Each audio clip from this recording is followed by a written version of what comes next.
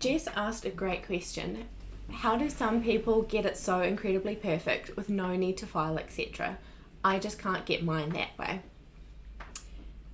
What Jess is referring to is, I assume, is a builder gel overlay where the surface is so perfect you don't need to have any refining. There's no bulge where it shouldn't be. There's a soft apex appropriate to the nail. It's just really lovely and perfect and doesn't need any refining.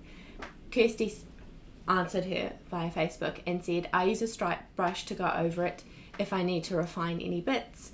Courtney said, I do this sometimes myself, but if my client's hand is warm, it melts super fast. The melt, I assume, is self-leveling, which puts the product where you don't want it to be. It's self-leveling away from where you did want it. A bit worried about trying to use it in summer.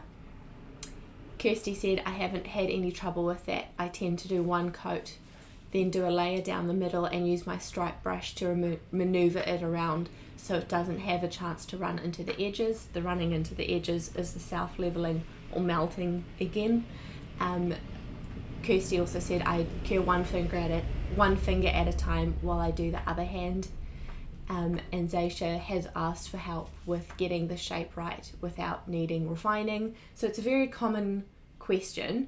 I think the desire to not want to refine your builder gel overlays is fantastic because that makes for a more efficient service, less product wastage. And if you are struggling with flooding, melting, product moving away from the nail and towards skin, you're also making a much safer service for your clients. So this was addressed in the product application video, but to reiterate how to get it super smooth, you're going to want to have beautiful prep application and have a smooth nail to work on, particularly if you're working on a backfill overlay. And then you're going to want to create a matte layer on the nail, which is like a base coat layer, so a thin painted layer with your builder in a bottle. And this layer is going to be a guide for all of the product you put on top of it. You want the self-leveling properties of Biab to work for you, not against you. So your matte layer is going to be the guide, and you want the self-leveling properties of Biab to do the work for you. So we've done that cured matte layer. We're going to go in with another thin painted on layer applied in the same way as the matte layer. We're not going to cure this though, and this wet gel is even going to help guide the substantial amount of builder gel you're about to put on even more. To get it smooth, you don't want to tutu with it too much, and you want to tutu with it lightly.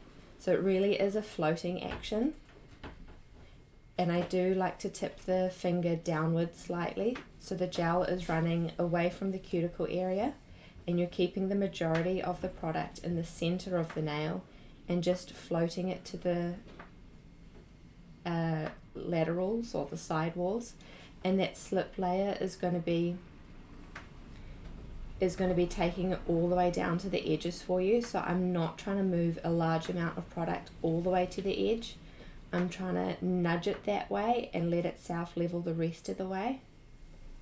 And as I tip the finger downwards, float it down and over the nail, the majority of the product is staying where I want it to be, which is in the back third of the nail, and in the center third of the nail to be your lovely tapered stress areas. And if you do need to readjust the product, you can see where it's getting darker, where product is self-leveling down this plastic nail. You can lightly tap the product to readjust it.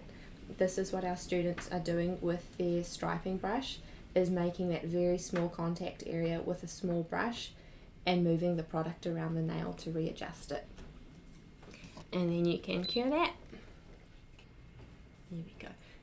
So you'll notice that we've achieved a really smooth application on this structured overlay on this nail here without tipping the finger upside down without using other striping brushes or having, not that there's a lateral to flood, but there's very minimal cleanup or flooding here. Use your map, slip and build layers and this corner of your brush to readjust. That corner of your brush is doing what a small detailed striping brush is doing. Keep the majority of the product in the center of the nail and let that self-leveling do the work for you. As mentioned before, if you are working on a backfill, your prep has to be spot on if you want whatever product you put above it to be spot on as well. You can always put your biab on an ice pack during your service to help cool it down, which will make it a thicker viscosity and will stop it self-leveling as fast. You can also keep your biab in a beauty fridge if you really want to keep it cool as well in summer. You should, with enough practice, be able to work with your biab at any viscosity, no matter the weather. If you are doing a particularly substantial overlay on longer nails that really need a lot of strength, I would be working in 2 overlay layers on the nail, so like this and then another one again if you need to, doing a full cure in between.